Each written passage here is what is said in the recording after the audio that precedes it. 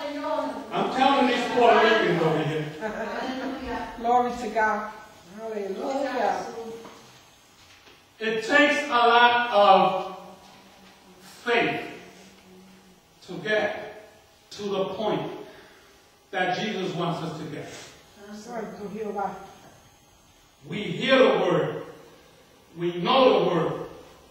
How many times I might have preached this, you shall know the truth and the truth shall set you free. But how many messages can you get out of one verse? You could get a number of series of messages out of one verse. But when God is guiding you and He tells you, go through that verse again, there's a reason for it. Amen. Hallelujah. You shall know the truth and the truth shall make you free. We hear it.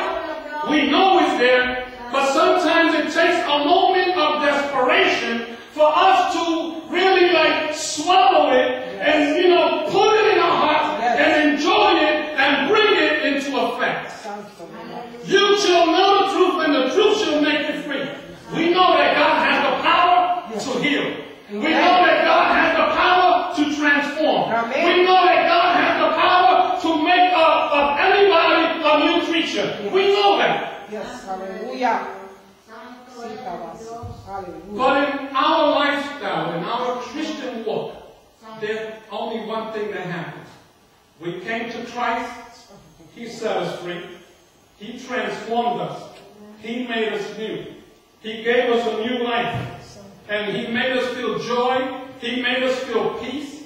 He made us feel, we're His child, His children again. He gave us that joy, that peace of salvation, that peace of joy that we couldn't find before we came to Jesus. Hallelujah, hallelujah. And yes, we know and we knew we would change. Because you felt that peace of God. And what we never felt before, now we started feeling when we gave Him our hearts. Hallelujah. But we have a problem. What is our problem? Our problem is we're battling this body. Yes. We're battling this flesh. This flesh is fighting against the spirit, and the spirit is fighting against the flesh. Yes. And then when we got set free, we got renewed in God, and everything was fine. But now this body says, you know what? I don't want God. I don't want God. I want other things. I want the things that don't pertain to God. I want the things that don't please God. And the body starts to try to act up. But then the Holy Ghost in you says, no way, Jose. No matter what your body does, you say no. Because God gave us a choice. Yes. He gave us, free will.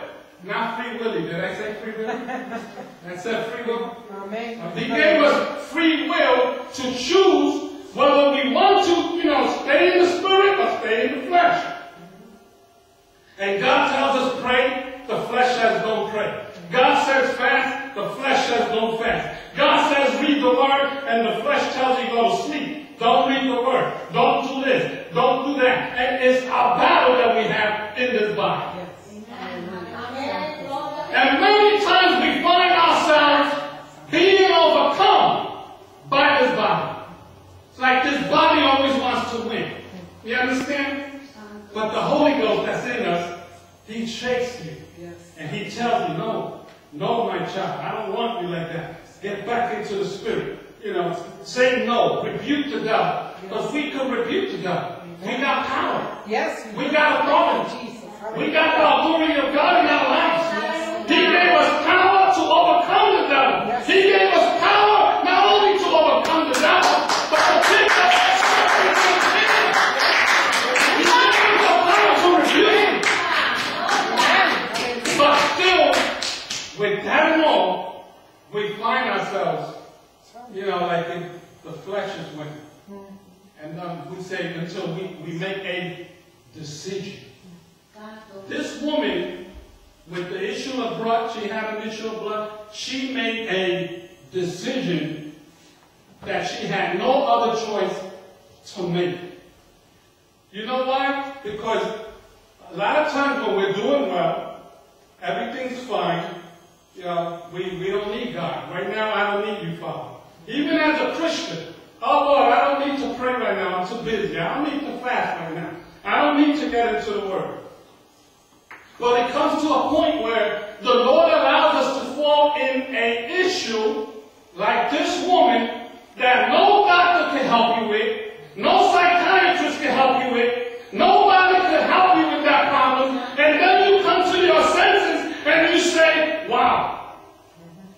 By the time you come to your senses, you recognize that you have sunk the ship a little bit too deep. But thank God for the Holy Ghost. And now the Holy Ghost starts to give you instructions. And He tells you, don't worry, my child. Just do a fast. Do fast, too fast. And you're going to see how through that fasting and through that prayer, I'm going to set you free. And you will obey God.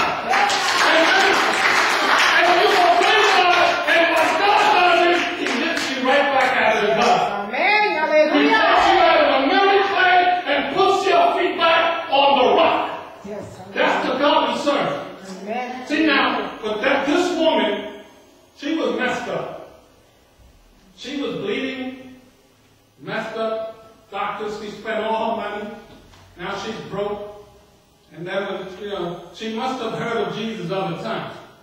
Ella oyó de Jesús en otras ocasiones. Pero cuando oímos de Cristo y las cosas también no le hacemos caso.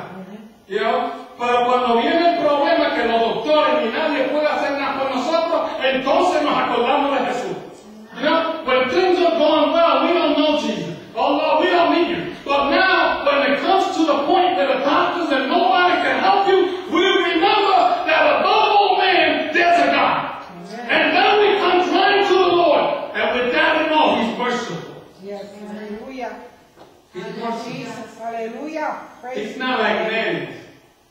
You know how we always mess up?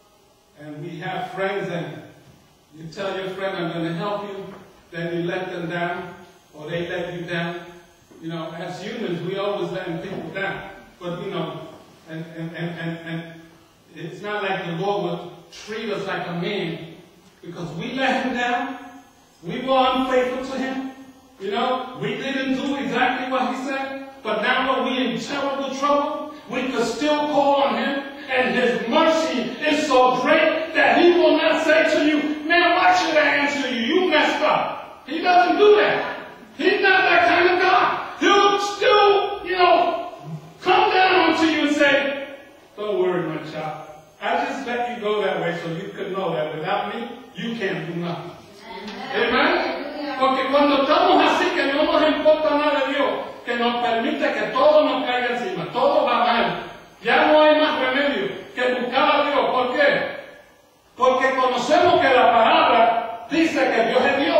Dios es poderoso. Él es un sanador. Él es uno que bendice. Él nos guarda. Él nos protege. Pero como estábamos bien, no necesitábamos de Dios. Ahora nos cae encima un problema bien serio que solamente Dios puede resolver. Y entonces cuando venimos al Señor, Él no te va a decir a ti, por cuanto tú no me serviste, no me hiciste caso todos estos años, yo tampoco te voy a ayudar. Él no es así. Dios no trabaja de esa forma.